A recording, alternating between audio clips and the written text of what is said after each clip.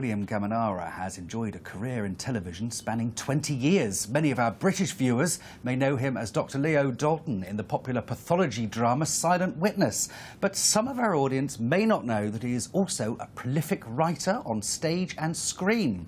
And his latest work, The Three Lions, offers a look at what occurred when British Prime Minister David Cameron, Prince William and David Beckham met together in a hotel room the night before England's bid for the 2018 World Cup.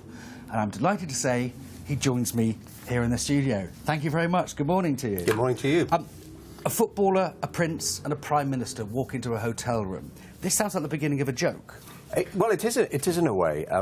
It's funny you should put it like that, because when I first thought of the idea of those three people being in the same room together just seemed immediately to be funny. Because there's three very different people, but they're very iconic. They each have a very iconic status, and they're very high-status individuals, but in quite different domains. In totally different domains. But when you kind of think of them, at their public persona as we know them, talking to each other, I just thought, that's got to be funny. And then that, of course, is just a sketch.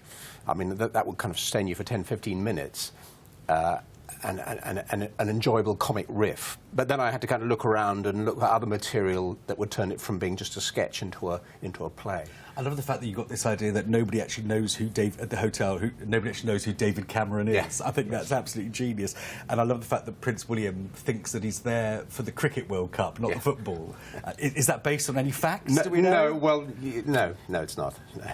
So how much of the play is based on fact? Well, we obviously don't know what happened in this hotel room. Is it all from your imagination? Well, there's a hard kind of skeleton of facts that runs through the play and around which everything else is, on which it's all hinged. So the actual bidding process and the meetings they attend, the people they meet, and some of the conversations. There's quite a lot of actual verbatim dialogue that was either quoted in the press or came up afterwards. But then in amongst that, it's a real flight of fancy. It's a kind of a comic invention of what might have gone wrong. So it's a combination of hard fact and pure invention. Now, you've portrayed Prince William as a bit of a public school buffoon, whereas the sort of perception we get of him is that he's a serious, earnest, intelligent man that will one day be King of Great Britain. Surely Harry's the buffoon. Well, with all due respect to him, but he's the one that has that image of playing practical jokes and being a bit more light-hearted. Well, I would disagree with the fact that he's portrayed as a buffoon. He's certainly a public schoolboy, because he is. But he does have a reputation, William, for being a bit of a joker. And actually, quite a lot of what he does in the play has got a nugget of truth, which I've just kind of exaggerated and expanded out.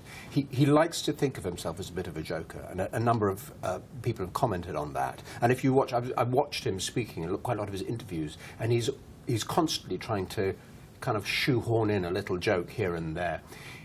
Both of them, Harry and William, are clearly people who would love to kind of normalise themselves. And they're constantly trying to make remarks that try to make up that they're just ordinary guys like everyone else, which is rather kind of appealing in a way, because it just suggests there's a part of them which is rather unhappy with this burden they have to carry, and they'd love to be able, not to have that. So I've kind of explored that as well. But there is a bonding that goes on with him and Cameron, because they're old Etonians, so they do have quite a lot in common in that respect. And in that respect, David Beckham is rather left out on the side. Because he's certainly not an old Etonian, David Beckham. No. So when you see your three main characters are three of the most famous people in the world. So when you actually go to cast these people, how important is it to find actors that look like them, or sound like them, or have the same mannerisms? Well, it's a tricky business. You see, you can't.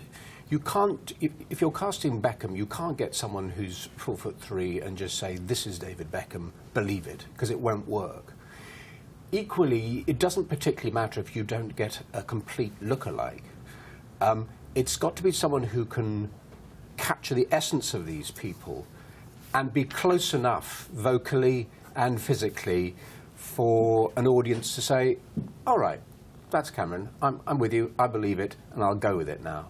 So it's not an impersonation, it's not an impression, but you can't completely ignore the sound and physique of these people.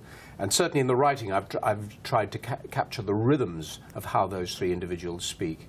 And that all these little things combine to help audiences suspend their disbelief. Yeah. Yes, so there's a willing suspension of disbelief, but only to a point. Yes. So I couldn't play Prince William then? Well... No, I couldn't play Prince William. Cameron, maybe. Maybe Cameron, yeah, thanks for that. So the play premiered at the Edinburgh Festival in 2013. Yeah.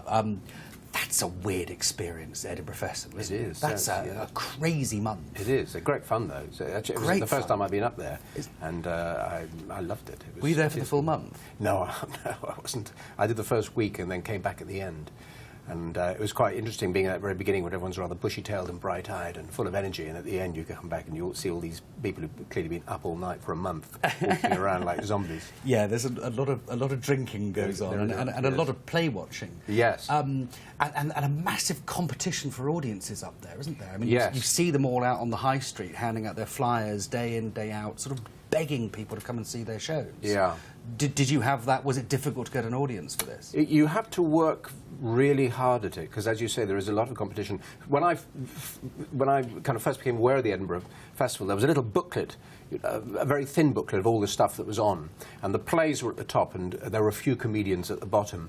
And by and large, you get people to come and see your shows. Now, it's changed enormously. The comedians rule, so they take all the evening slots, they dominate everything, and they have no trouble, or not as much trouble, getting the audiences.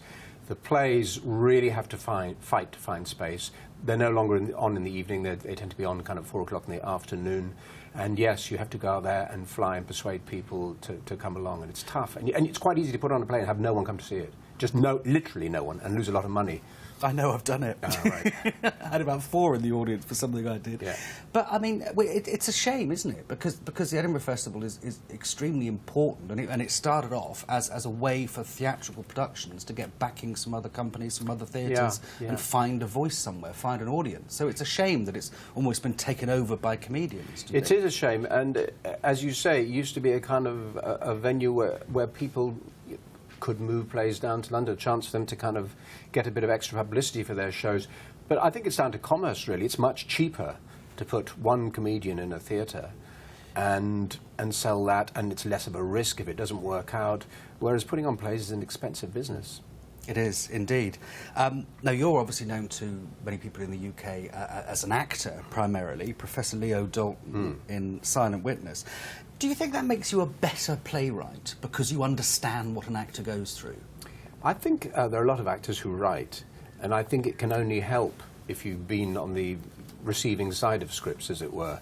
It's certainly in respect of dialogue, what is easy to say and what isn't easy to say, what sounds right and what doesn't.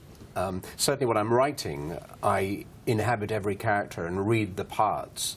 I'm glad there's no one listening outside my door when I'm writing, because I'm really doing all the voices and everything. So you have a much better idea of how things are said and what works in that respect.